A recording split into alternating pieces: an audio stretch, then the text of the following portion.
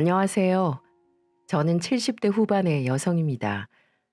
인간 만사 세옹지마라고 오래 살다 보니까 말년에 별일이 생겨 사연을 보내게 됐습니다. 남편 먼저 보내고 혼자 다섯 남배를 키우다 보니 참 힘든 인생이었어요. 옛말에 남편 덕을 못 보면 자식 덕도 못 본다고 하죠. 제가 딱 덕 볼 곳 하나 없는 팔자였답니다. 어느 날 갑자기 애들만 남겨놓고 남편은 오토바이 사고로 세상을 떠나고 말았어요. 36살에 과부가 될 거라고 누가 예상이나 했겠습니까? 남편 잃은 슬픔도 잠시였고 차가운 현실 앞에 정신 놓고 울 틈도 없었어요. 엄마는 그래도 강하다고 남편 잃은 날부터 이를 악물고 버텼던 겁니다. 하루아침에 과부가 된 저는 자식들 먹이고 입히느라 제가 여자인 것도 잊고 살 정도였네요. 돌이켜보니 참 힘들게 다섯 남매 키워냈는데 말년에는 누구 하나 예쁜 자식이 없습니다. 가지 많은 나무 바람 잘 날 없다고 자식들이 제 인생 말년에 큰 풍파를 만들었거든요. 제가 자식들 잘 키워서 자식 덕 보자고 키웠겠습니까? 그저 부모 자식 간의 기본적인 도리는 하고 살아야 한다고 생각했어요. 사는 동안 부모 된 도리 하고 살았는데 제 인생은 어디부터 잘못됐나 싶습니다. 지금이야 여자 혼자 애 키우는 게 괜찮을지 몰라도 그때는 그게 그렇게 무시당할 일이었어요. 과부가 혼자 시장에서 생선이나 판다고 남자들이 치근덕거려도 한 번도 가게 문을 닫았던 적이 없었어요. 한 번은 손목이 너무 아파서 정말 끊어지는 건 아닌가 할 정도로 아팠던 날이었습니다. 어떤 남자가 고등어 두 마리만 달라길래 손질을 하는데 괜히 말을 걸며 치근덕거리는 거예요. 아줌마, 손님이 왔는데 좀 웃으면서 팔아야지. 웃으면 볼만 하겠는데 좀 웃어봐. 고등어 사러 왔으면 고등어나 담아가요. 자. 안 그래도 손목이 아파서 힘든데 자꾸 말을 거는 남자가 듣기 싫어 얼른 손질해서 줘버렸어요. 그런데 가져가라는 고등어 봉지는 안 받고 괜히 시비나 걸면서 저에게 말하더군요. 손도 곱상하니 웃으면 고등어도 더 맛있을 텐데 좀 웃어봐. 더 이상 인간 같지도 않은 사람이랑 말 섞기도 싫었던 저는 들고 있던 고등어 봉지를 내려뒀습니다. 그리고 옆에 있던 굵은 소금 한 통을 들고 남자한테 뿌리면서 말했어요. 내가 당장 이거 안 판다고 굶어 죽냐? 너 같은 인간한테는 안 파니까 당장 꺼져. 재수가 없으려니까. 아이씨, 이 아줌마가 정신 나갔나? 불쌍해서 일부러 왔더니만. 누가 불쌍해? 그쪽 인생이 더 불쌍하니까 다른 데 가봐. 제가 굵은 소금을 생선 손질에도 쓰지만 이런 미친 인간들 쫓아낼 때도 요긴하게 썼어요. 아마 소금 한 포대는 사람 쫓아내는 데 썼을 겁니다. 그 시절에는 왜 그렇게 여자 혼자 사는 게 무시당할 일이었는지 참 서러움도 많았네요. 그래도 밖에서 이렇게 견딜 수 있던 건 누가 뭐래도 자식들 덕에 버틸 수 있었습니다. 열 손가락 깨물어 안 아픈 손가락 없지만 그때는 첫째와 둘째가 저를 많이 도와줘서 유독 예쁠 때가 있었어요. 저도 사람인데 왜 힘들고 지쳤던 날이 없었겠습니까? 온몸이 녹초가 된 채로 집에 들어왔는데 첫째랑 둘째가 절 기다리고 있었어요. 그러면서 동생들 숙제 도와주고 밥까지 잘 차려 먹었다며 자랑하듯이 말하는 겁니다. 주방을 보니 설거지까지 다 해놓고 엄마는 이제 쉬라며 첫째가 거실로 저를 끌고 가며 말했습니다. 엄마, 이쪽으로 앉아봐요. 내가 어깨 주물러 줄게요. 첫째가 어깨를 주무르겠다며 뒤에 서 있으면 둘째는 곧 다리로 붙으며 말했어요. 그럼 내가 다리 주물러 줘야지. 이렇게 하면 엄마 시원하지. 고사리 같은 손으로 어깨와 다리를 주물러주는 아이들을 보며 피로가 눈 녹듯 사라지는 기분이었어요. 눈에 넣어도 안 아플 자식들이라는 게 내 새끼들을 두고 하는 말이구나 생각했습니다. 그래도 다섯 중에 두 놈들이 나이 좀 먹었다고 집안일을 돕는 게 참 기특했어요. 아들은 애교 없다고 하는데 첫째와 둘째 아들은 딸 같은 아들처럼 든든하고 친근했습니다. 셋째, 넷째는 딸이었는데도 어려서 손이 많이 갈 때였고 막내도 어릴 때라서 힘든 게 이만저만이 아니었어요. 장사에 육아까지 누구 하나 도와줄 사람이 하나 없다고 생각했는데 첫째랑 둘째가 동생들 챙기며 엄마 생각을 했던 겁니다. 이렇게 하면 엄마가 편하겠다고 생각을 했었나 봐요. 왜냐면 제가 장사를 끝내고 집에 들어갈 때 꼭 저를 불러 세워놓고 둘이 자랑하듯 말했거든요. 제가 장사를 끝내고 집에 오면 첫째는 왼팔을 잡고 말했습니다. 엄마, 오늘 제가 이불도 깔고 막내 잘 자라고 자장가도 불러줬어요. 우리 장남 잘했네. 고마워. 이렇게 말을 하면 다음은 둘째 차례였죠. 첫째랑 웃으며 얘기를 하면 둘째는 쪼르르 달려와서 오른팔을 잡고 말했어요. 엄마, 저는 오늘 동생한테 색연필도 양보했어요. 안 싸우고 잘 놀았네. 고맙다, 고마워. 그렇게 셋이 하루를 마감하듯 꼭 안고 품에 안아주는 게 저한테는 가장 큰 행복이었습니다. 비록 아빠 정은 모르고 클지라도 남매끼리 서로 의지하며 클 수 있어서 다행이라고 생각했어요. 나중에 나이 들어서 엄마마저 세상을 떠나더라도 우애 좋은 남매들이 서로 도우면서 잘 살 거라고 생각했거든요. 하지만 자식 일이 부모 마음처럼 잘 풀린다면 세상 부모들은 모두 아무 걱정도 없을 겁니다. 저도 한때는 자식들 참 잘 키웠다고 생각하기도 했던 때가 있었어요. 첫째가 공무원이 되고 둘째가 대기업에 입사했을 때 전 처음으로 자식들 앞에서 눈물을 흘렸습니다. 나처럼 구질구질하게 안 살게 하려고 노력했는데 내 자식들은 떵떵거리며 잘 살겠구나 생각하니까 눈물이 다 앞을 가리더군요. 뒤이어 셋째는 어린이집 선생님이 되어 일을 시작했고 적성에 잘 맞는다며 즐거워했습니다. 아직도 내 눈에는 애 같은데 아이들을 본다는 게 신기하기만 했어요. 하지만 더 놀라웠던 건 넷째가 22살에 시집갔을 때였던 것 같네요. 어린 나이에 덜컥 결혼한다니까 걱정이 앞서기도 했습니다. 그때 넷째는 예비사위와 사업을 준비하는 중이었는데 서로 성격이 잘 맞는 것 같았죠. 그래서인지 제 걱정과는 달리 제법 넷째는 사업도 잘 자리 잡았고 결혼 생활도 잘 꾸려가고 있었어요. 그런데 위에 형 누나들과 달리 막내는 철딱서니가 없어서 걱정이 이만저만이 아니었습니다. 아빠 정 많이 못 보고 컸다고 오냐오냐 키웠더니만 늘 사고만 치는 아들이었어요. 막내를 빼고는 하나둘 사회의 자리를 잘 잡았고 일하면서 자기 짝을 만나 각자 자기 가정 잘 꾸려서 살고 있었습니다. 이제 정말 자식들 다 키웠다는 생각에 저도 편하게 살겠구나 싶었어요. 결혼해서 가정 꾸린 자식들 알아서 잘 사는 게 당연하다고 생각했던 겁니다. 하지만 막내만큼은 한시도 마음 놓을 새가 없었어요.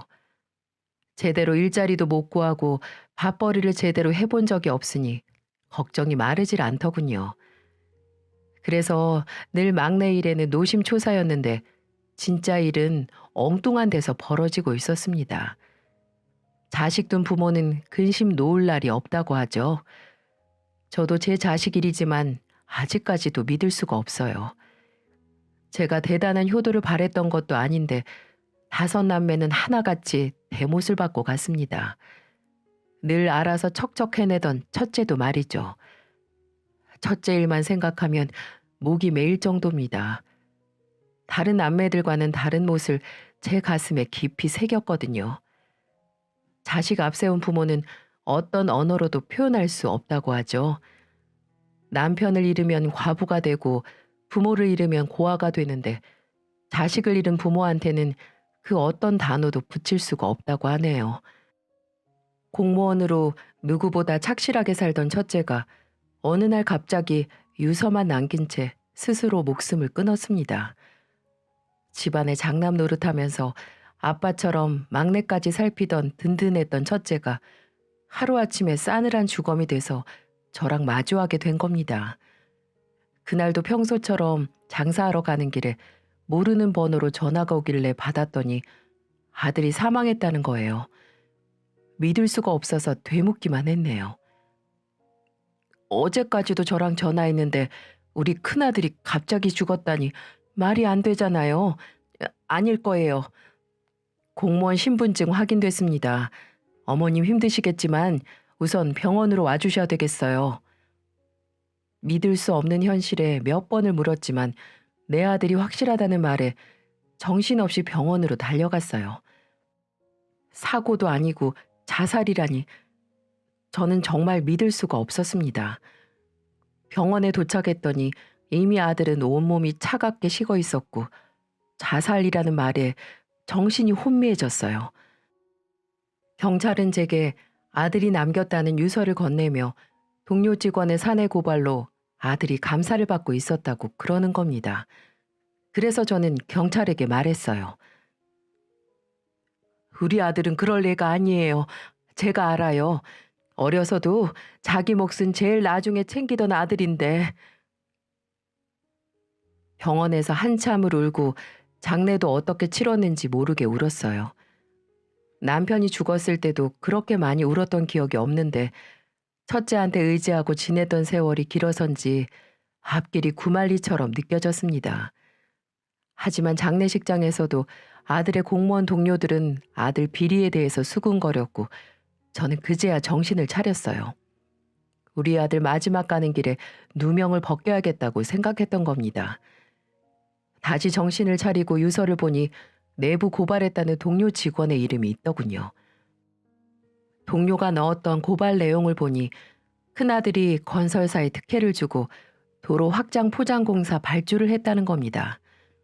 하지만 억울하다며 죽음으로 호소하는 큰아들의 외침에 저는 다시 한번 마음을 굳게 먹었어요. 장례가 끝나자마자 시청 앞에서 제대로 된 감사를 해달라고 팻말을 들고 서 있었어요. 지나가던 시청 공무원에게 전단지도 돌리며 말했습니다. 아들을 죽음으로 몰고 간 사건 제대로 된 감사가 될 수 있게 도와주세요. 그렇게 몇 달을 고생하다 보니 결국 감사가 시작됐고 결과는 큰아들을 고발했던 직원의 모함이었습니다. 평소 사이가 안 좋았던 동료가 악의적으로 꾸민 일이었어요. 장난처럼 던진 돌에 개구리가 맞아 죽었는데 그 고발했던 동료는 공무원에서 파면되게 된 겁니다. 하지만 우리 아들은 이미 죽고 없으니 파면됐다고 속이 시원한 것도 아니었습니다. 하루하루 말라가는 것 같았어요. 시장에서 장사하는 엄마 걱정하며 자주 전화해주던 큰아들이 정말 그립기만 하더군요. 자식들 아무리 많아봐야 부모 챙기는 자식은 정해져 있지 않나요? 요즘 스마트폰이 그렇게 좋다던데 전화할 줄 아는 자식은 큰아들밖에 없었습니다. 장마철에는 장사 어떻게 하냐며 안부 전화도 해주던 아들이었어요. 눈이 오면 눈이 온다고 물어보던 아들인데 제가 제정신이었겠습니까? 다른 집은 딸들이 그렇게 엄마를 챙긴다고 하잖아요. 저는 큰아들 말고는 다 자식 같지도 않았습니다. 지금 생각해보니 그래요. 저한테 아홉을 가져가고도 내 손에 남은 하나까지도 더 달라고 떼를 쓰는 게 남은 자식들이었거든요. 그런데 그 와중에도 대못 박는 일은 어찌나 성실하게 하는지 모르겠어요. 어느 날 둘째가 전화로 돈을 빌려달라는 게 아니겠습니까? 저는 오랜만에 전화해서 한다는 소리가 돈 얘기라 화가 나서 둘째에게 말했어요. 넌 오랜만에 전화해서 돈 타령이야? 그럼 어떡해. 회사도 못 나가서 생활비가 없는데. 에휴, 사지 멀쩡한 놈이 회사를 왜 못 가? 둘째 아들이 회사를 못 갔다길래 화를 내며 물으니 자초지종을 말하는데 기가 막혔습니다. 생활비를 며느리가 관리하고 있었는데 적금도 하나 없고 마이너스 통장까지 만들어서 흥청망청 살았다는 거예요. 무슨 얼빠진 소리냐며 둘째네 집으로 가봤는데 이미 만신창이었습니다. 저는 술병을 붙들고 널브러져 있는 둘째를 앉혀놓고 물었어요. 정신 차려 이거사. 회사 나오면서 퇴직금 받았을 거 아니야. 그 돈은 다 어디 갔어? 대출금 갚았어. 주택담보를 안 갚으면 집 내놓게 생겼는데 어떡해. 미쳤어 미쳤어. 너는 와이프가 뭐라고 다니는지도 몰랐어? 답답한 마음에 연신 둘째 아들 등만 내리치는데 울기만 하고 말이 없는 겁니다. 속이 터질 것 같아서 술병도 현관으로 던져버리고는 말했어요. 네 인생 네가 알아서 살아. 그렇게 돈 뒷구녕으로 새는 줄도 모르고 사니까 이 상황에 잡을 게 술병뿐이지. 소리를 지르며 등을 더 쳤더니 술이 올라오는지 둘째가 화장실로 달려가더군요. 이미 술에 잔뜩 취해서 횡설수설하는 둘째 아들을 두고 집을 나와버렸습니다. 그 후에 도망간 며느리 찾으려고 가진 방법을 동원해봤는데 작정하고 도망간 꽃뱀을 누가 잡겠어요? 그야말로 둘째 아들 다 벗겨먹고 제대로 도망간 뒤라 행적을 잡을 수도 없더군요. 다 현금으로 만들어서 튄 겁니다. 이런 와중에도 큰아들 말고는 누구 하나 붙들고 물어볼 자식이 없다니. 저는 그간 살아온 인생이 허탈했어요. 자식 일에는 무슨 일이든 버틸 수 있었는데 둘째까지 연이어 사고를 치는 통에 골이 아파올 지경이었죠. 그런데 안 좋은 일은 한 번에 온다고 여기서 끝이었겠어요? 바람 잘 날 없는 가지가 5개나 있는데 제 인생 풍파는 시작에 불과했습니다.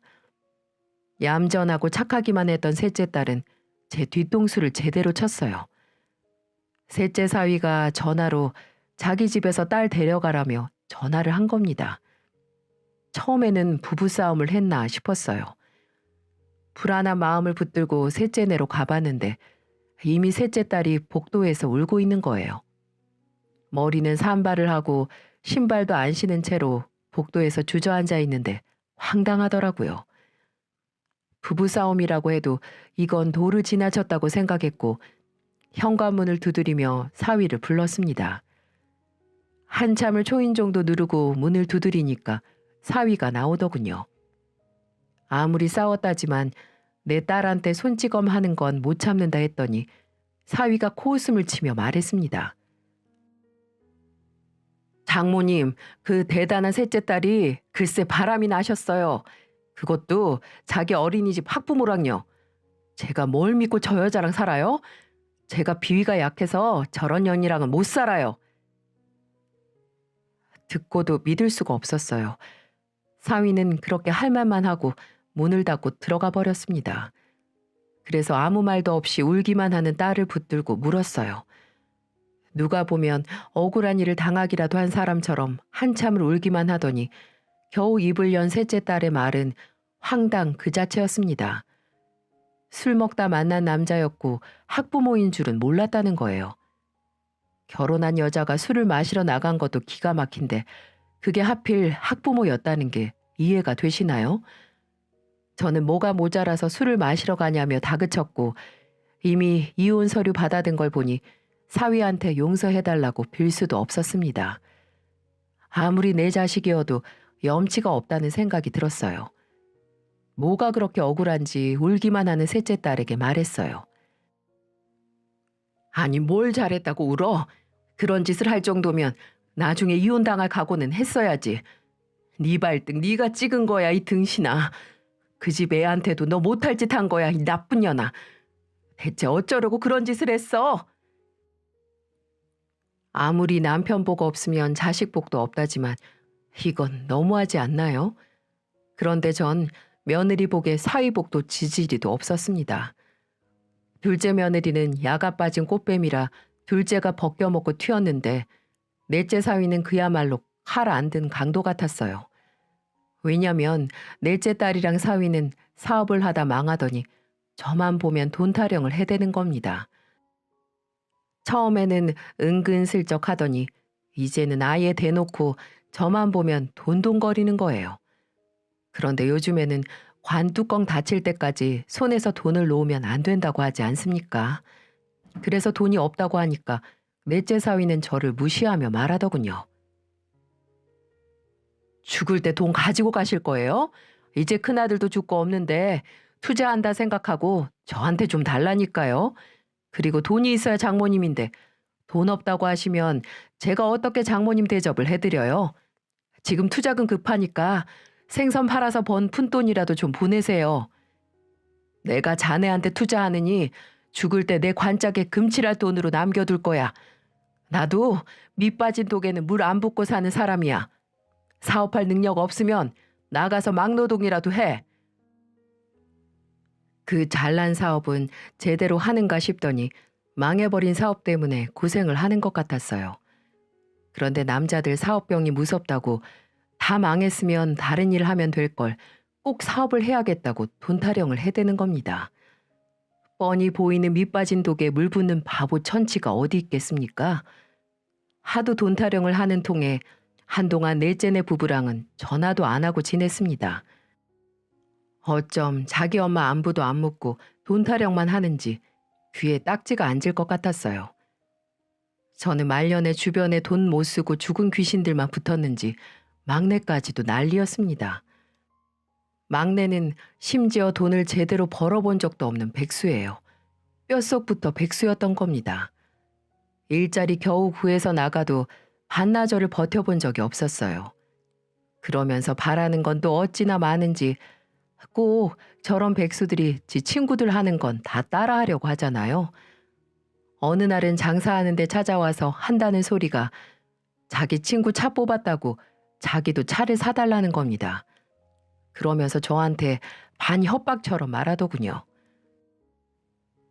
나도 차를 사야 출근을 하고 일을 하지. 차가 없어서 일 못하는 거라니까.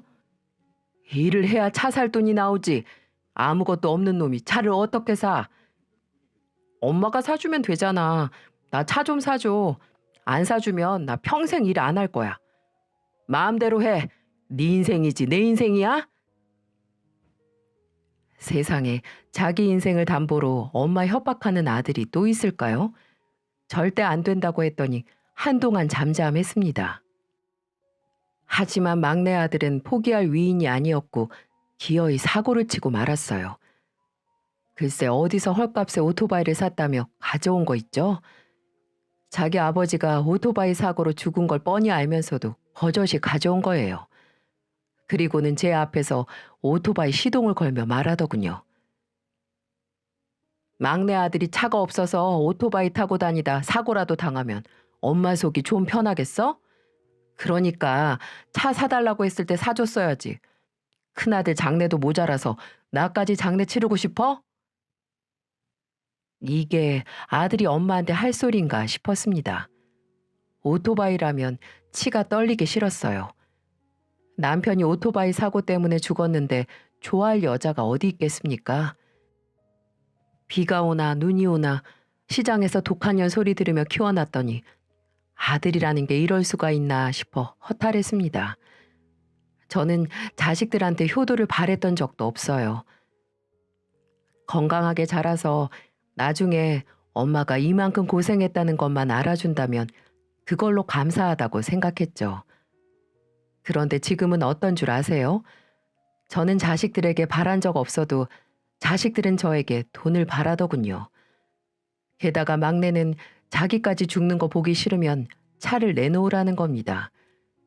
그래서 전 막내에게 단호하게 말했어요. 네가 이거 타고 나가서 죽을 용기가 있으면 타고 나가.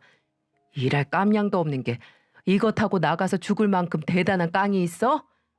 내가 너 낳고 키운 게 후회스럽다. 엄마한테 죽는 꼴 보라는 게 아들이 할 소리야? 제 말에 막내 아들은 궁시렁거리며 말했어요. 이제 생선도 안 팔려? 돈 없어? 불쌍한 척 하지 말고 돈 없으면 없다고 해.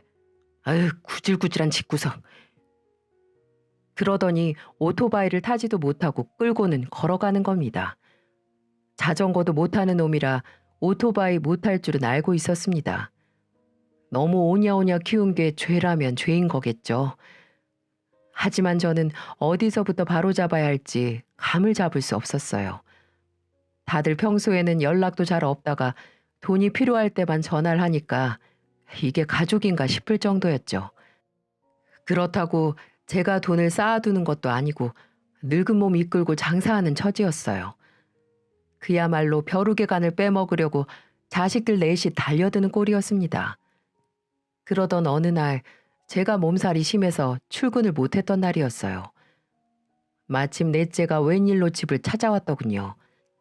그러면서 제 눈치를 살피며 넷째 딸이 저에게 물었습니다. 어디 아파? 감기면 약 먹고 좀 주무셔. 고생했나 보네. 머리가 다 아프네. 거기 약이랑 물 좀 줘. 그래, 얼른 약 먹고 푹 자고 일어나면 좀 괜찮을 거야. 넷째는 약 먹고 좀 자라며 약과 물을 챙겨줬어요.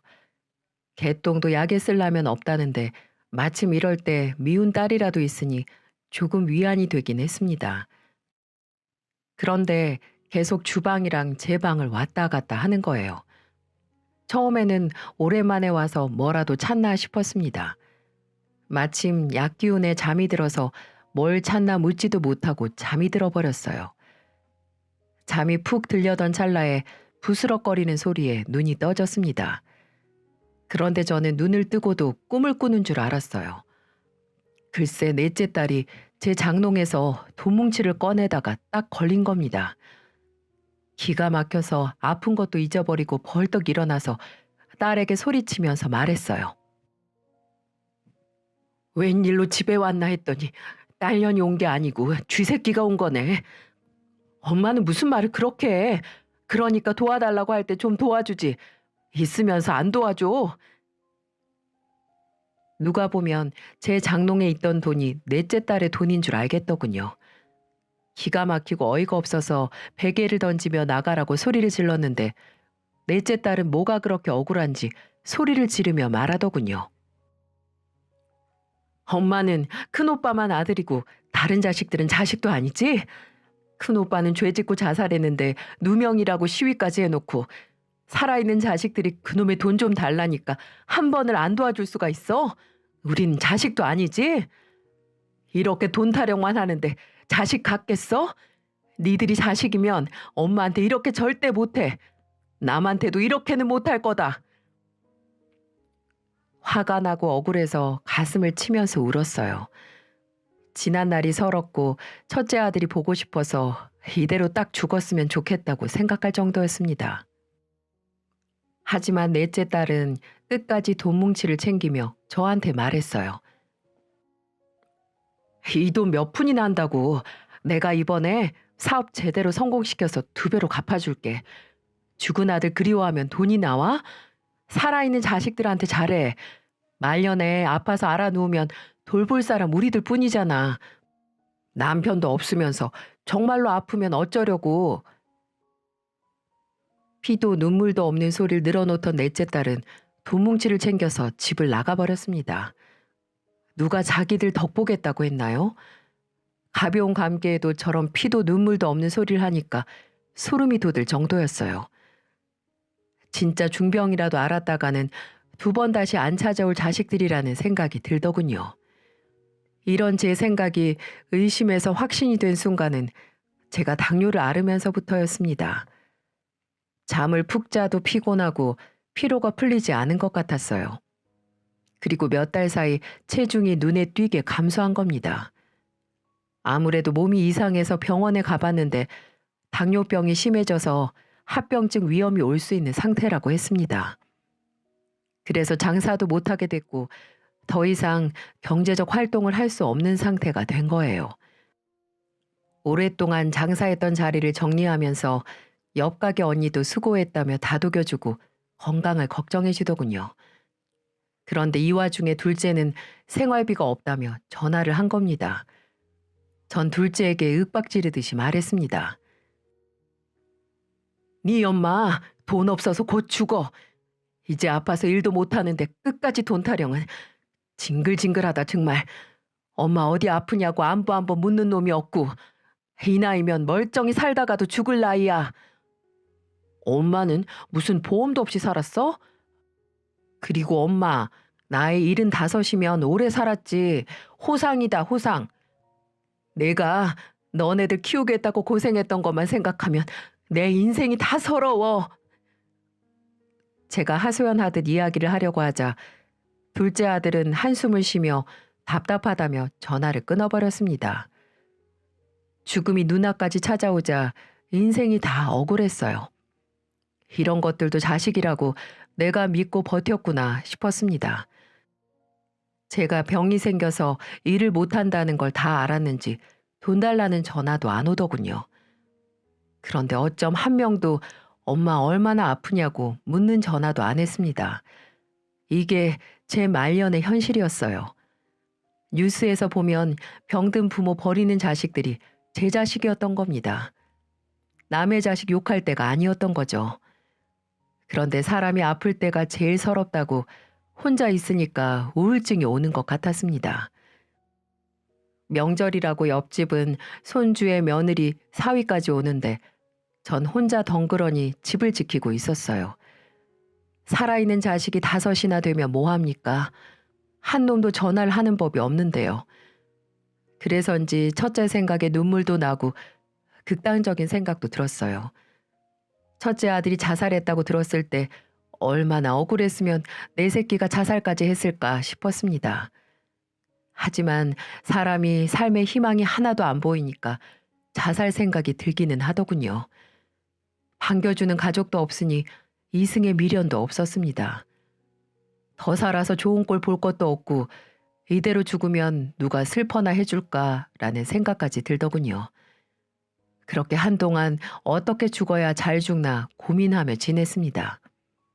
아침인지 밤인지 모르게 정신 놓고 지냈는데도 끝까지 전화하는 자식은 없더라고요. 저는 그냥 자식들에게 엄마가 아니라 돈줄이었다는 생각이 들었습니다. 그러던 어느 날 멍하니 뉴스를 보는데 제가 10년 전 샀던 땅 이야기가 나오더군요. 친한 친구 중에 부동산에 관심 많던 친구가 저에게 추천해줬던 땅이었는데 그때 당시 자식들이 다 반대를 했었습니다. 그때도 제가 땅을 산다고 하니까 셋째도 저에게 이렇게 말했었어요. 땅은 무슨, 그런 정도 엄마가 알 정도면 이미 헛소문이지. 부자들은 소리 소문 없이 사서 부자 되는 거지. 그냥 자식들한테 써. 그래야 엄마도 말년에 편하지. 셋째가 이렇게 말하자 둘째도 맞장구를 치며 말하더군요. 진짜 돈 되는 정보는 부자들만 아는 거지. 우리 같은 사람이 공부한다고 어디가 좋은 땅인지 알고 사? 괜히 돈 버리지 말고 묶어두고 집에다가 써. 둘째, 셋째가 저렇게 말하자 넷째도 막내도 돈 있으면 자기들한테나 쓰라며 저를 만류했었습니다. 생각해보니까 그때도 제 돈을 자기들 돈처럼 아까워했었어요. 그때 친구는 부동산 투자로 돈을 좀 번 상태라 확실한 정보라며 추천을 했었습니다. 그래서 전 자식들이 다 말려도 투자를 강행했어요. 그때도 이미 돈에 눈 돌아간 자식들 때문에 돈을 묶어두고 싶었습니다. 그래서 자식들 말 귓등으로도 안 듣고 투자를 했던 거예요. 전 뉴스를 보면서도 믿을 수가 없었고 마침 친구에게 전화가 와서 받았더니 신난 목소리로 제게 말하더군요. 그때 그 땅 내 말 듣고 사길 잘했지? 말년에 팔자 쫙 폈네. 저는 친구에게 고맙다고 말했어요. 친구 덕에 몇 배가 넘는 수익을 보게 된 거죠. 하늘에서 큰아들과 남편이 내려준 동아줄 같았습니다. 그동안 고생했다면서 주는 상이라고 생각했어요. 그런데 더 믿을 수 없는 놀라운 사실이 뭔 줄 아세요? 10년 전 일을 기억하고는 살았는지 죽었는지도 모르던 자식들한테 전화가 오기 시작하는 겁니다. 넷째 딸이 전화를 했길래 받아보니 마치 자기 땅인 것처럼 기뻐하면서 말하더군요. 엄마, 그때 샀던 땅값 많이 올랐던데? 나 이번에 사업 좀 도와줘, 제발. 이것만 살리면 엄마 제대로 모실게. 우리 이번 고비만 넘기면 된다니까. 아파서 알아 누웠을 때는 거들떠도 안 보더니만 땅값이 올랐다니까 이제 엄마가 생각나니? 저는 돈 타령하는 넷째 딸의 전화를 끊어버렸어요.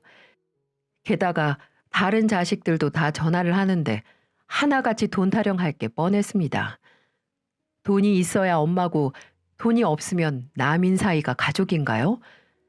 그 누구의 전화도 안 받고 가만히 있었더니 글쎄 이제는 제 집까지 찾아오는 겁니다. 그리고는 하나같이 저를 데리고 살겠다는 거예요. 둘째 아들은 회사도 잃고 집도 절도 없는 놈이 절 모시겠다는데 코웃음을 치며 제가 말했습니다. 누가 누굴 보셔? 내가 널 얻고 살게 생겼는데. 그러자 둘째 아들은 저를 보며 말하더군요. 엄마, 형 죽고 없으면 내가 장남이나 마찬가지인데 재산은 날 주는 게 맞지. 내가 엄마 편히 모실게. 나한테 상속해줘.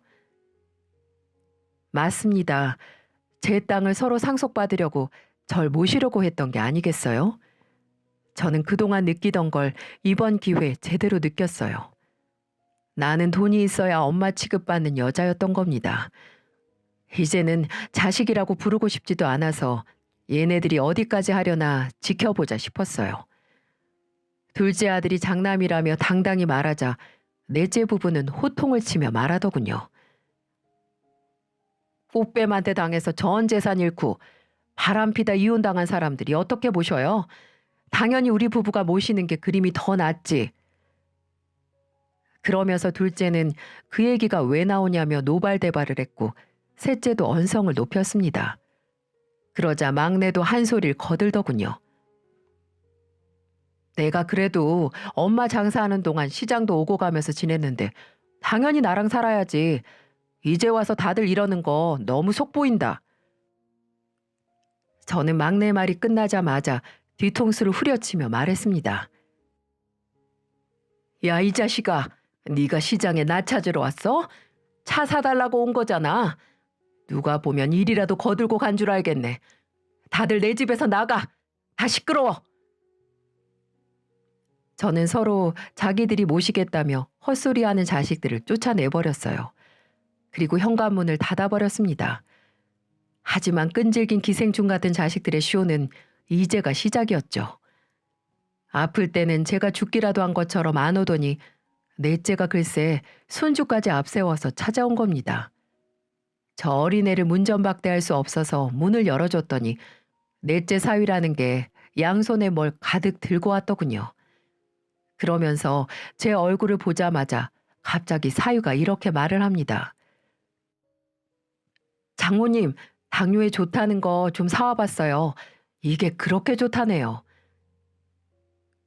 손주 때문에 집에 들였더니 챙겨온 선물을 풀면서 몸에 좋은 거라며 늘어놓더군요.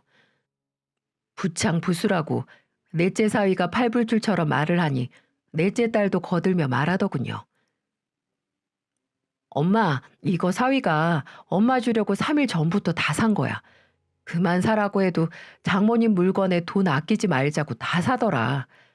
왜? 이제 돈 생겼으니까 장모님 대접 선심 쓰는 것처럼 하는 거야? 엄마는 왜 좋은 의도를 그렇게만 생각해? 좋게 좀 생각해봐. 저는 다 가져가라고 치우라며 소리쳤습니다. 그리고는 오랜만에 손주 손을 잡았는데 넷째 딸년이 손주 옆에 찰싹 붙더니 말했습니다. 할머니, 저 돈 좀 주세요. 아빠가 돈이 없어서 일을 못한대요. 여러 방법이 안 된다 싶으니까 자기 자식 앞세워서 돈 좀 받겠다는 심보였어요. 이게 정말 말이 되나요?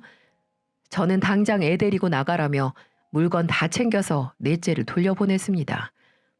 그리고 문을 닫으면서 넷째 딸한테 말했어요. 나 너 같은 딸이랑 사위 둔 적 없다. 내가 다시 한번 자식을 믿으면 인간이 아니야. 2번 다시 오지 마. 독하게 내뱉자 넷째 딸은 화가 났는지 군시렁거리면서 나가버렸어요. 그리고 곧 전화가 왔고 제가 전화를 안 받자 문자를 남겼습니다. 문자 내용도 어이가 없었어요. 잘 생각해. 자식 중에 애 낳고 제대로 살 수 있는 게 나뿐인데 손주 보면서 재미 보고 살고 싶으면 우리 도와주고 나랑 살아. 저는 넷째 딸의 문자에 바로 전화를 해서 소리를 쳤어요. 이년아, 손주도 네가 키웠으면 딱 너 같은 거 나왔겠지. 너도 꼭 너처럼 키워서 당해봐. 돈도 없는 부모도 부모로 쳐주는지 한번 키워보라고. 자식 낳아보면 부모 마음 이해한다는데 우리 집 넷째 딸은 예외였나 봅니다. 유일하게 손주 낳고 살던 넷째마저 이 지경이니 다른 자식은 안 봐도 비디오였어요. 그 후에도 둘째가 캐리어를 털털 끌며 찾아왔는데 저는 빗자루 때리며 내쫓았습니다. 얼마나 괘씸했는지 몰라요. 그래서 힘껏 빗자루로 때리며 말했습니다. 어딜 돈 냄새 맡고 기어와? 당장 가버려. 나는 너 같은 장남 둔 적 없어. 우리 큰아들 살아있었으면 네 다리 몽둥이부터 분질렀을 거야. 2번 다시 찾아오지 마라. 생각지도 못했던 빗자루 세례에 당황한 둘째는 캐리어 바퀴가 빠지도록 도망가더라고요. 셋째 딸도 막내도 그놈의 돈 때문에 문도 안 열어주는데도 한참을 서 있는 겁니다. 저는 결국 경찰을 불러서 잡상인이 왔다고 신고했습니다. 그리고는 저는 자식이라고 생각한 적 없으니 모르는 사이라고 했죠. 엄마한테 돈 좀 생겼다고 하루가 멀다 하고 찾아오는 자식들이 반갑지도 않고 심기가 불편해지기 시작했어요.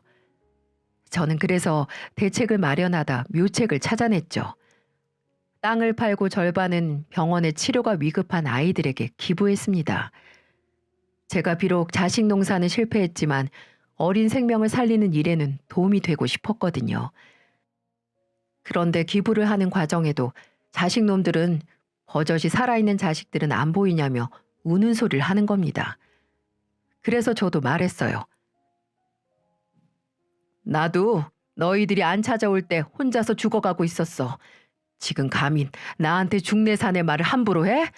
나는 너희들 같은 자식 둔 적 없어. 죽든지 살든지 알아서 해. 우연한 좋은 기회로 새 생명을 얻어서 살게 된 저처럼 어린 아이들에게도 2번째 기회를 주고 싶었어요. 이런 제 마음을 병원에서도 고맙게 받아주셨고 감사장도 수여받을 수 있었습니다. 말년에 팔자가 핀다는 게 이런 복이 아닐까요? 남을 도울 수 있는 사람이 된 게 꽤나 멋진 일인 것 같았습니다. 요즘 은행에서 상속인을 설정할 수 있는 승계 상품이 있다길래 가입도 했습니다. 그리고 남은 재산은 죽기 전에 기부하겠다는 조건으로 가입을 했어요. 이렇게 되면 제가 우려하던 귀찮은 법적 분쟁도 막을 수 있어서 저한테는 딱이었죠. 제 자식들한테는 단 한 푼도 안 가도록 해두니까 삶이 조금 편해져서 지금은 소풍도 다니며 지내고 있게 됐어요. 옛말에 인생은 초년복보다는 말년복이 좋아야 편한 인생이라고 했잖아요. 그동안 제가 살면서 겪었던 모든 일들은 그저 복이 없었구나 생각하고 살고 있네요. 하지만 자식들이 성인 된 후를 돌이켜보니 제가 잘못 살았나 싶기도 합니다. 그래도 저는 사는 동안 최선을 다했다고 생각해요. 자식 속을 누가 알겠습니까? 5이나 키워보니까 원래 자식이라는 게 9을 가져가도 제 손에 있는 하나까지 훔쳐가야 직성이 풀리는 게 자식이라잖아요. 그래도 다 알면서도 부모니까 못 이기는 척 주고 사는 거겠죠. 저도 한때는 간이고 쓸개고 다 줄 수 있는 부모였지만 이제는 아닙니다. 제 인생 원 없이 즐기다가 가려고요. 부모 마음 다 알아주진 못해도 배신을 안 당할 줄 알았는데 자식도 부질없다는 생각이 듭니다. 결국 힘이 들 때 가장 힘이 되는 건 내 자신인 것 같아요. 그러니 모두 스스로를 가장 1순위로 두고 살았으면 좋겠습니다. 제 박복하고 긴 팔자 이야기는 여기까지예요. 들어주셔서 감사드리고 앞으로 더 좋은 일만 가득하시길 바라겠습니다. 안녕하세요. 저는 아들을 호로 자식으로 키운 60대 여성입니다. 평생 혼자 아들 둘을 키우며 하루하루를 전쟁 치르듯 사느라 제대로 된 친구 한 명 없던 제게 일하면서 무료한 시간에 듣던 사연투부는 참 많은 위로가 되어 주었답니다. 오늘은 유독 누군가에게 제 이야기를 털어놓고 싶어 이렇게 사연을 보내게 되었습니다. 저는 여수의 한 시장에서 젓갈과 갓김치 등을 팔며 생계를 꾸려왔습니다. 그런 제게도 남들처럼 세상에서 저를 가장 아껴주는 남자가 생겼고 그 남자와 아들 둘까지나 행복한 가정을 꾸리게 되었죠. 그렇게 남들처럼 평범하게 살아올 줄 알았건만 언제부턴가 제 가정엔 조금씩 균열이 생기기 시작했어요. 큰아들 필성이가 4살, 작은아들 칠성이가 이제 갓 돌이 지났을 즈음이었습니다. 남편은 다니던 회사에서 부당 해고를 당했어요. 해고를 당한 이후 남편은 무척이나 억울해하며 분을 사귀지 못했고요. 일을 다시 구할 생각은 하지도 않고 집에 들어앉아 술을 마시기 시작하더니 어느샌가부터 도박에도 손을 대더군요. 경마장에 처음 갔다가 돈을 몇 번 만져보니 눈이 돌았는지 남편은 아예 도박이란 도박은 전부 다 하고 다니기 시작했어요. 남편에게 화도 내보고 애원도 해보고 애들을 생각하라며 눈물로 호소도 해봤지만 남편은 변하기는커녕 더욱 무능력해져만 갔죠. 저는 그래도 아들들을 아빠 없는 아이들로 만들기 싫어 꾹 참고 버텼습니다. 언젠간 남편도 다시 정신을 차리겠지 하는 간절한 마음으로요. 하지만 남편은 그런 제 믿음을 산산조각 내버렸습니다. 그 인간 같지도 않은 놈은 하다하다 이젠 바람까지 피더군요. 남편의 바람을 알았던 날, 저는 그날로 남편을 집에서 쫓아내버렸습니다. 여보, 필성 엄마, 미안해. 내가 잘못했어. 내가 잠깐 정신이 나갔었나 봐. 내가 이 집을 나가서 어딜 가. 한 번만 용서해줘. 용서? 내가 여태껏 당신을 용서하면서 속으로 삼킨 피눈물만 해도 바다를 메울 거야. 그런데 그렇게 당신을 바라보고 산 나를 내 뒤통수를 이렇게 쳐? 이 짐승만도 못한 인간아. 당장 내 집에서 나가. 남편은 무릎을 꿇고 싹싹 빌었지만 저는 다른 건 몰라도 바람은 절대 용서할 수 없었어요. 그렇게 제 나이 29, 전 남편 없는 호러미가 되었습니다. 저는 정말 아이들에게 최선을 다했어요. 아빠 없는 애들이라고 손가락질 받지 않게 다른 애들이 먹는 거, 입는 것들 모두 빠짐없이 해주었고 아이들이 배우고 싶어 하는 건 부업이라도 해서 어떻게든 배우게 해주었지요. 다행히 아이들은 아픈 데 없이 건강하게 자라주었습니다. 둘의 성격은 무척이나 달랐지만은요. 큰아들 필성이는 비교적 조용하게 공부만 하는 모범생이었어요. 공부도 곧잘하고 그만큼 공부 욕심도 많아 영어 학원이니 수학 학원이니 참 많이도 다녔죠. 반면 둘째 칠성이는 형에 비해 굉장히 활발한 아이였습니다. 초등학생 때는 축구 선수로 활동도 했었어요. 하지만 중학교 올라가면서 선수 생활을 그만두었고 그 뒤론 나쁜 친구들과 어울리기 시작하더니 종종 학교에서 문제를 일으키더군요. 칠성이 너 또 학교에서 애들을 때렸다며? 네가 깡패야? 친구랑 싸울 수 있는 것도 한두 번이지. 어쩜 이렇게 맨날 손부터 올라가? 네 형 좀 봐. 얼마나 착해. 너네 형 반만 좀 닮아봐라 좀. 아, 또 왜 거기서 형 얘기가 나와요? 엄마 왜 그렇게 형만 예뻐하는데요? 내가 언제 또 네 형만 예뻐했어? 너희 둘 다 소중한 내 자식인데 내가 공부를 하래니? 나한테 효도를 하라고 하니? 남들한테 피해만 주지 말고 살라는 말인 걸 왜 몰라? 이 철딱선이 없는 거사. 나중에 칠성이가 제게 말하기를 제가 자신을 혼낼 때 꼭 형과 비교하는 말을 했던 게 참 싫었다고 하더군요. 항상 어릴 적부터 칭찬만 받던 형과 달리 자신은 엄마에게 쓸모없는 자식처럼 느껴졌다면서요.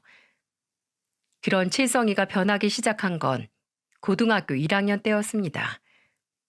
어느 날 제 가슴에서 피가 섞인 분비물이 나오더군요. 너무 놀라 검사를 받아보니 유방암이라는 진단을 받았죠. 병원에선 다행히 너무 늦지 않은 시기에 발견되어 충분히 완치될 수 있다고 하였고, 그래서 저는 한동안 가게를 접고 수술을 받으러 입원을 하게 되었습니다. 그런데 아이러니하게도 제가 입원해 있는 동안 계속해서 저를 챙겼던 건 첫째가 아닌 둘째였어요. 당시 20살이었던 첫째 필성이는 시험 기간이란 이유로 제가 입원해 있는 내내 얼굴을 보이지도 않더군요.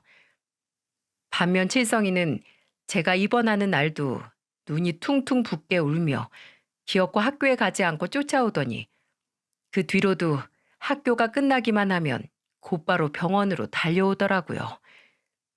주말이면 집에 가라는 제 말을 듣지도 않고 보호자용 침대에서 쪽잠을 자기도 하고요.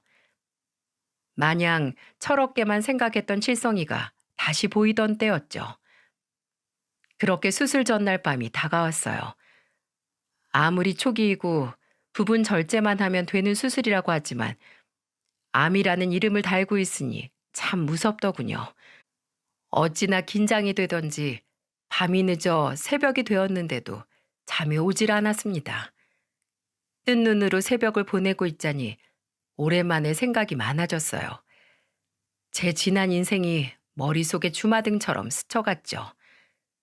남편과의 만남과 이혼, 그리고 평생 억척스럽다고 손가락질 받으며 키운 두 아들들, 둘째 칠성이의 잦은 방황과 애써 괜찮다고 말했지만 공부한답시고 얼굴도 내비치지 않는 첫째 필성이에 대한 서운함까지 이것저것 떠올리기 시작하니 갑자기 서러움이 본물 터지듯 밀려오더라고요.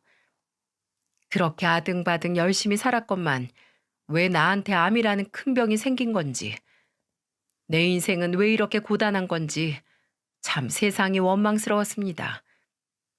그러다 보니 결국 감정이 북받쳐 올라 울음이 터지더군요. 그렇게 시작된 눈물은 그칠 줄을 몰랐고 애써 참았지만 흐느끼는 소리가 결국 제 입 밖을 빠져나왔습니다. 제가 흐느끼는 소리에 보조 침대에서 자고 있던 칠성이가 깨더군요. 아빠 대신 든든하고 강한 존재가 되어주고 싶어 생전 아들들에게 약한 모습을 보이지 않았었는데 그런 저의 나약한 모습을 보게 된 칠성이는 많이 놀란 것 같았습니다.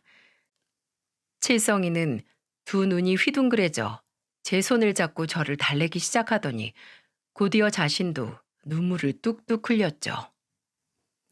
엄마, 왜 울어? 울지 마. 나 때문에 그래? 내가 그동안 속 썩인 거 생각나서? 미안해. 내가 잘못했어. 엄마 몸이 이렇게 안 좋아진 줄도 모르고 내가 너무 내 생각만 했어. 미안해. 이제 싸움도 안 하고 엄마 말도 잘 들을게. 그러니까 울지 마. 우리 모자는 그날 새벽 손을 맞잡은 채 참 많이 울었습니다. 다 울고 나니 둘 다 눈도 코도 퉁퉁 부은 것이 퍽 웃기더군요. 그래도 그렇게 울어본 건 오랜만인지라 속이 꽤 후련했습니다. 그래서 막상 수술실에 들어갈 때는 생각보다 꽤 가벼운 마음으로 들어갈 수 있었죠. 그렇게 저는 무사히 수술을 마쳤고 빠르게 건강을 회복했습니다. 그리고 제 몸보다 더 빠르게 변화한 건 칠성이었죠. 칠성이는 그날 이후 정말로 마음을 다르게 먹었는지 개과천선을 하기 시작했어요. 어울리던 불량한 친구들과 거리를 두는 것 같더니 학창 시절 내내 놓았던 공부를 시작하더군요. 그렇게 칠성이는 고등학교 시절 내내 자신이 제기한 다짐처럼 정말로 말썽 한 번 부리지 않는 착실한 아이로 변하기 시작했습니다. 그리고 시간이 흘러 저는 완전히 건강해졌고 큰아들 필성이는 대학교 졸업 후 건실한 대기업에 취업을, 둘째 아들 칠성이는 관련 학과를 나와 번듯한 사회복지사가 되었어요. 그러더니 28의 비교적 이른 나이에 제 형보다 먼저 같은 직업을 가진 여자와 가정을 꾸렸죠. 그리고 칠성이가 결혼한 지 5년 후 어느 날 제 삶을 망가뜨렸던 불청객이 다시 등장했어요. 그건 바로 바람을 피우고 제게 쫓겨났던 그 짐승 같은 인간, 제 전남편이었습니다. 그놈은 어떻게 알았는지 이미 예전에 다른 곳으로 옮긴 제 반찬 가게로 불쑥 찾아왔죠. 필성이 엄마, 잘 지냈어? 다, 당신, 여긴 어떻게 알고 찾아왔어? 어떻게 알긴. 예전 시장 사람들한테 물어보기만 해도 당신 가게가 어디로 이사했는지 다 알더라고. 그러니까 여길 왜 찾아왔냐고. 무슨 염치로. 필성이 엄마, 그땐 내가 정말 미안했어. 나 당신하고 이혼하고 정말로 정신 차렸어. 그래서 열심히 돈도 벌고 지금은 작지만 작은 내 사업도 하고 있고. 당신이 어떻게 살았는지 난 관심 없어. 그리고 다시 당신 얼굴 볼 일도 없고. 여기가 어디라고 찾아와? 당장 나가. 그러지 말고 나 우리 애들이 보고 싶어서 그래서 이렇게 염치불구하고 찾아왔어. 필성이 엄마, 나 예전이랑 달라. 늦었지만 그래도 죽기 전에 이제라도 다시 애들 만나서 조금이라도 아빠 노릇 해주고 싶어. 아빠 노릇? 당신이 애들 아빠로 남고 싶었으면 도박은 하더라도 바람은 피지 말았어야지. 우리 애들 당신 없이도 훌륭하게 자랐고 지금 서울에서 다 자리 잡고 번듯하게 살고 있어. 지금에 와서 당신이 해줄 아빠 노릇 같은 거 젓갈 부스러기만큼도 없으니까 그만 가라고. 왜 이제 와서 이러는 거야? 그동안은 내가 능력이 없어서 아이들한테 뭔가 해주고 싶어도 해줄 게 없어서 찾아오지 못했던 거야. 제발 애들 한 번만 만나게 해줘. 애들도 분명 아빠가 왔다고 하면 보고 싶어 할 거야. 이렇게 부탁할게. 어? 나가라니까. 갓김치로 맞고 싶어? 꺼져. 안면 몰수도 유분수지. 이제 와서 애들한테 아빠 노릇을 하고 싶다뇨? 참 뻔뻔한 인간 아닌가요? 자기가 패가망신했건 사업으로 돈 좀 벌었건 제가 알 바인가요?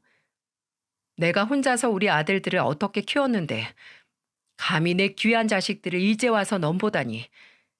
저는 남편에게 반찬 그릇에 담고 있던 갓김치들을 휘둘렀습니다. 김치 국물이 사방에 튀었고 그놈은 아연 질색을 하더니 제 사나운 모습에 겁을 먹었는지 꽁지가 빠져라 도망가더군요. 젊은 시절 제가 저런 놈을 믿고 제 인생을 맡겼었다니 정말 제 자신이 싫어지더라고요. 그렇게 전 남편을 쫓아내고 2번 다시 볼 일 없을 줄 알았는데 그놈은 생각보다 끈질겼습니다. 그해 추석이었어요. 그네와 둘째 아들 부부가 여수로 내려와 오랜만에 저희 집은 활기가 넘쳤죠. 그렇게 차례를 지내고 늦은 아침을 먹으려는데 누군가 저희 집 초인종을 누르는 겁니다. 우리는 모두 의아해했고 큰아들 필성이가 갸웃거리며 현관문으로 향했죠. 추석 아침부터 누구지? 엄마, 누구 올 사람 있어요? 그렇게 문을 연 필성이는 한동안 말이 없더군요. 그리고 이내 필성이의 입에서 누군가 불려진 순간 저는 꼭지가 돌았습니다. 추석 아침부터 찾아온 사람은 바로 며칠 전 제가 갓김치로 쫓아냈던 그놈, 제 전남편이었거든요. 아빠? 필성이구나. 아빠 알아보겠니? 녀석, 어릴 적 얼굴이 그대로 남아있네. 남아있어. 그래, 아빠야. 접시에 담던 전을 내팽개치고 현관으로 달려가니 전 남편은 필성이를 부둥켜 안고 가증스럽게도 눈물을 글썽이고 있었습니다. 필성이는 어안이 벙벙해 보였어요. 저는 그런 필성이를 거칠게 전 남편에게서 떼어놓았습니다. 그리고 소리를 빽 질렀죠. 이 집은 또 어떻게 알았어? 이 인간이 저번에 그렇게 내가 지랄을 했는데도 여기까지 찾아와? 내가 애들 볼 생각하지 말랬지. 당신이 무슨 자격으로? 필성이 엄마, 제발 나 한 번만 용서해줘. 나 애들이 너무 보고 싶어서 그래서 아름아름 물어서 찾아왔어. 필성이 봐. 30년이 훌쩍 지났는데도 날 한 번에 알아보잖아. 내가 보고 싶었던 거라고. 그때였어요. 화장실에 있던 둘째 아들 칠성이가 소란을 듣고 뒤늦게 현관으로 달려왔습니다. 제가 더 사납게 전 남편에게 화를 내려던 찰나 칠성이가 확 끼어들더군요. 당신이 내 아빠란 인간이야? 칠성아, 네가 칠성이냐? 너는 그때 어렸어서 날 못 알아보겠구나. 그래, 내가 네 아빠야, 칠성아. 아빠가 너무 늦게 찾아와서 미안하다. 정말로 미안해. 아빠? 아빠 같은 소리 하네. 아저씨, 여기가 어디라고 찾아와요? 아, 오랜만에 엄마 얼굴 보러 와서 기분 좋았는데 기분 확 잡치네. 아저씨, 저 평생 아저씨 같은 아빠 없이 잘만 살았거든요. 누구랑 다르게 너무 훌륭한 엄마 덕분에요. 이 집에 아저씨 발 한 짝도 들일 공간 없으니까 당장 나가세요. 칠성아, 그러지 말고 이 아빠 말 좀 들어봐. 아빠가 이제라도 너희한테 조금이나마 아빠 노릇하고 싶어서 왔어. 아빠 이제 정신 차리고 돈도 꽤 벌어서 너희들한테 뭐라도 도움을 주고 싶어서. 돈은 우리 형도 저도 아쉽지 않게 벌어요. 아저씨, 저 1살 때 조강지찬 우리 엄마 배신하고 더럽게 바람 피워서 쫓겨나신 분 아니에요? 그날부터 우리한텐 아빠 없어요. 필요도 없었고요.